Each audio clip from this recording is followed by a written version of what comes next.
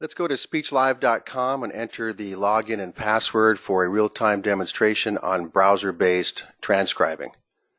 I will also highlight a few workflow examples you may find useful to integrate to your current working environment process, match to your present work environment to stabilize or increase productivity.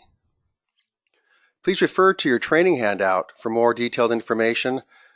The document will match the title of this training session, Transcribing, in the SpeechLive.com browser window in SpeechLive. And we are All Makes Office Machine Company, your Philips Pro Partner System and Service Provider.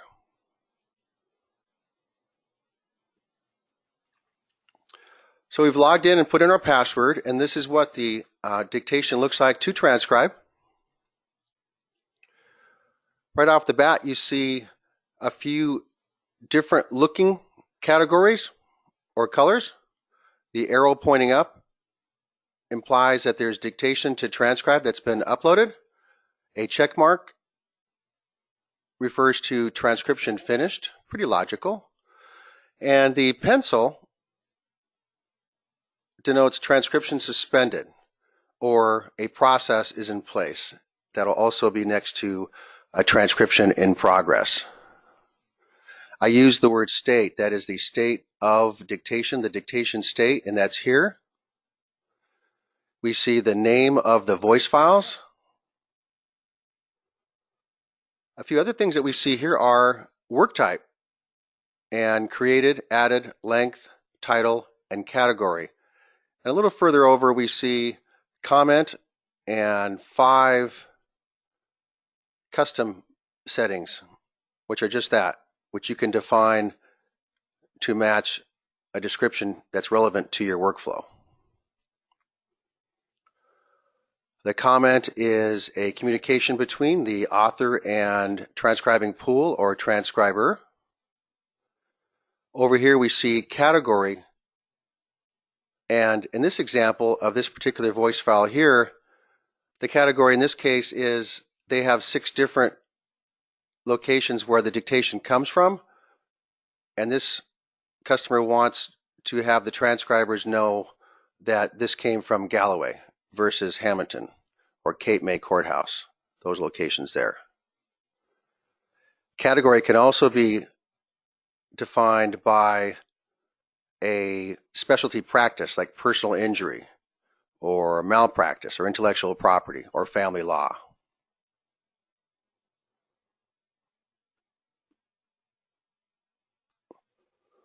Work type is the type of work at hand. And in this case, this example is radiology, RAD. The transcriber knows to open up the radiology template to type into. This customer down here would open up an MRI template to type into. This customer here is looking for their H&P template to type into. And this customer right here, which looks to be an attorney, would be looking for the discovery template to transcribe into. The author is the current author license holder.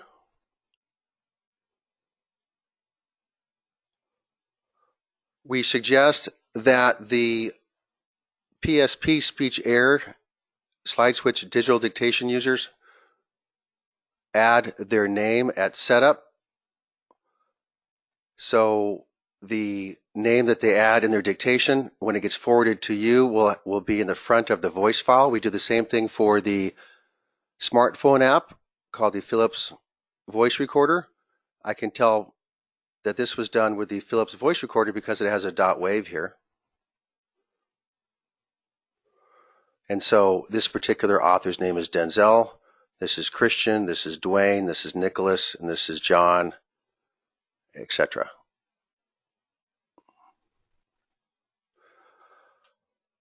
So on your left, we see the in tray, and the in tray represents all of the work for the day. And in many cases, you will have more than one author in your in tray.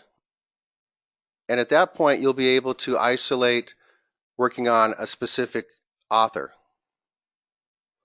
There could be several names there.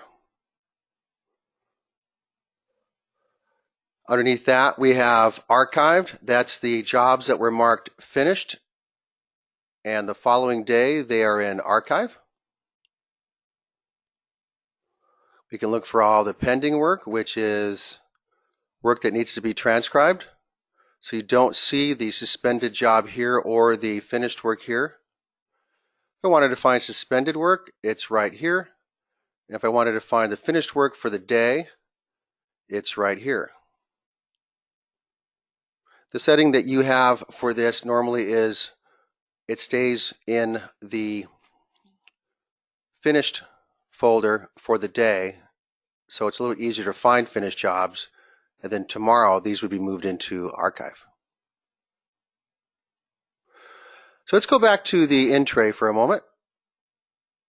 And in this example, let's say that I was told to transcribe Denzel's work. And so that means that it's a transcription pending. So in this example, I'm going to go ahead and click on pending. I'm going to go to my search dictations finder, and I'm going to do file name. And I'm going to type in Denzel and hit enter. And here are the two jobs today to transcribe that Denzel did. So I'm going to click on this job just once with my mouse, and I've got these controls that just came up right here on that first click. And here I've got my playback dictation. If I click on this, I can preview it or open the player, which we'll do in a moment. The reason why you'd want to preview something is so you would not grab it and take it out of the pool and hang on to it to transcribe, or you just wanted to double check something. So I'm going to go ahead and preview this.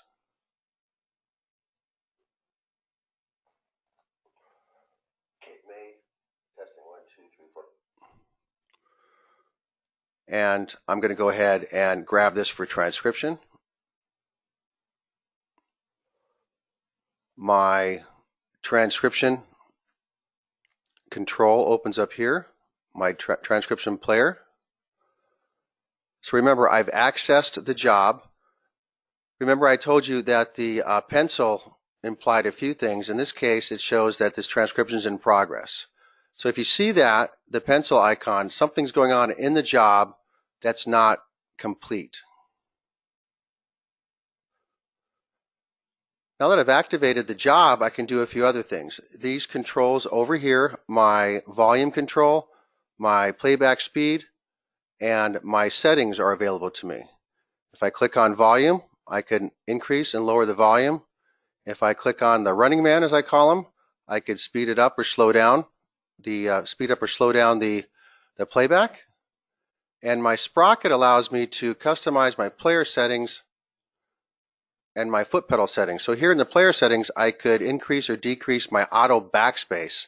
I currently have it set for 2 seconds, which is fairly standard in transcription. And my winding speed, which you control to speed up and slow down your rewind and fast forward. Also in the settings, I could customize my buttons on my foot pedal. So I can make number 3 here my fast forward if I wanted to. And my play on the top. It's up to you. You can customize it. So I've grabbed the dictation. I'm going to hit my foot pedal.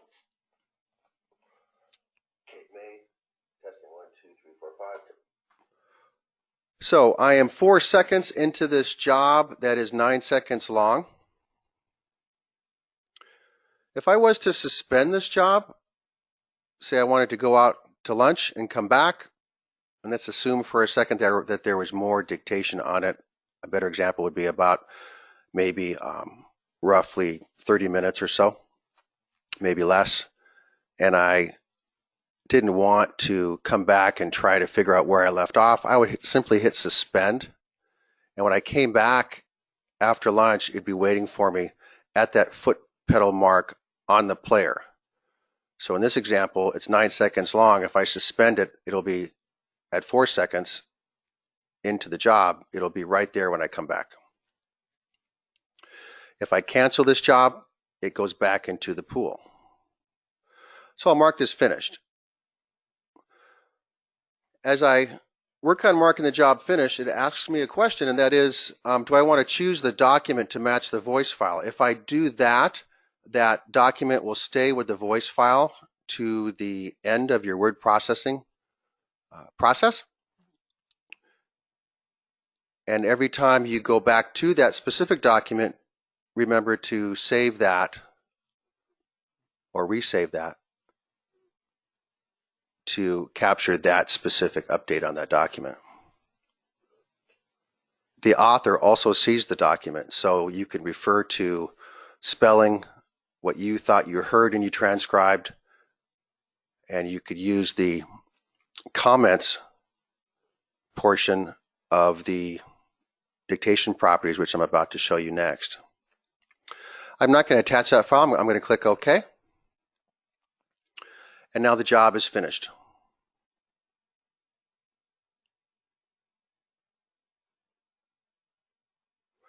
I'm going to force a refresh here. And now that job is here and finished. Maybe I finished this transcription job by accident and I didn't want to do that. Maybe I want to suspend it. So I can just grab that. I can come over here to more options. I can go to change dictation state and I can put that into suspend and click OK. There's my pencil, my transcription suspended. I'll go ahead and refresh this, and now that's in suspended. If I wanted to communicate with the author or dictator, I simply go to more options, go to dictation properties, and I can type in a comment here.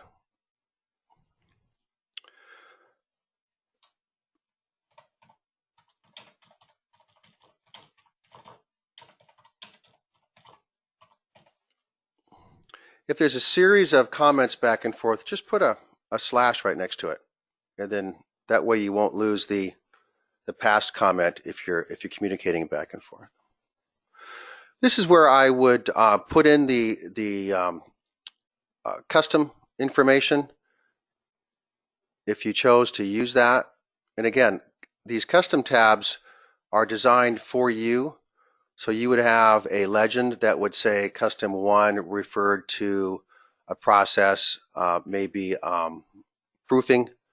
Custom 2 referred to an actual edit process or to run through a different processing department, what have you. And when the other transcribers saw this, they would know where it was supposed to go, or the author would see where it was at the time.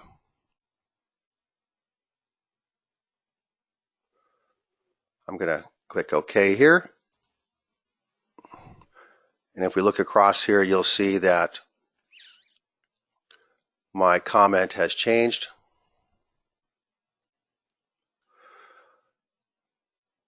I want to touch on the filter system just for a second. Great search process to look for dictations.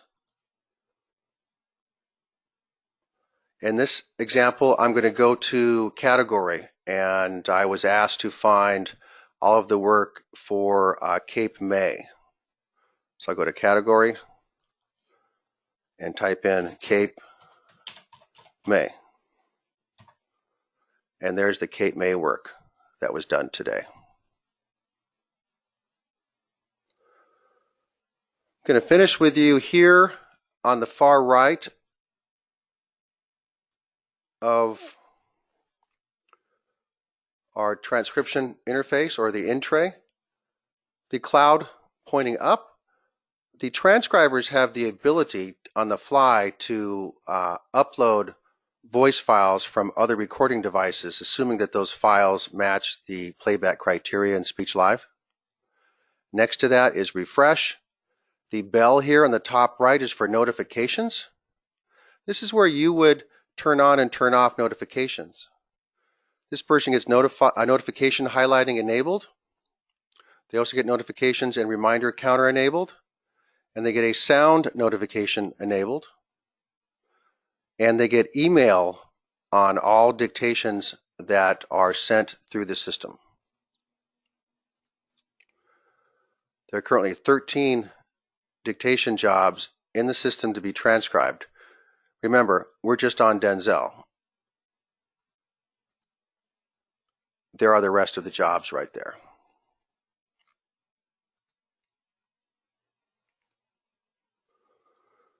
Let's go over here and take a suspended job, and we will turn it back into a transcription pending.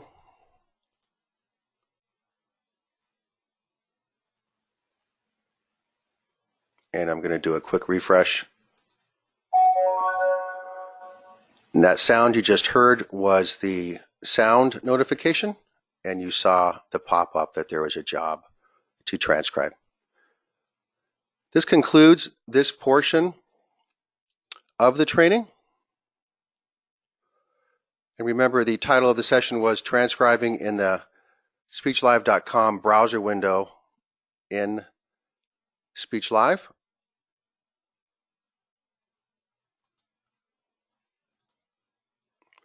I'd like to thank you for attending. You can access this recorded video as well as other recordings and documentation at allmakes.com. Refer to downloads and then click Speech Live, and you'll see the video or documentation, or rather handouts for that video there in that location. And many of our videos are in YouTube. My name is John Deneze, and I'm with All Makes Office Machine Company. You can call us for anything that you need, all of your dictation needs. You can email me at jdeneze@all-makes.com. You can email us also at support@all-makes.com. And we appreciate you attending this training session. Thank you.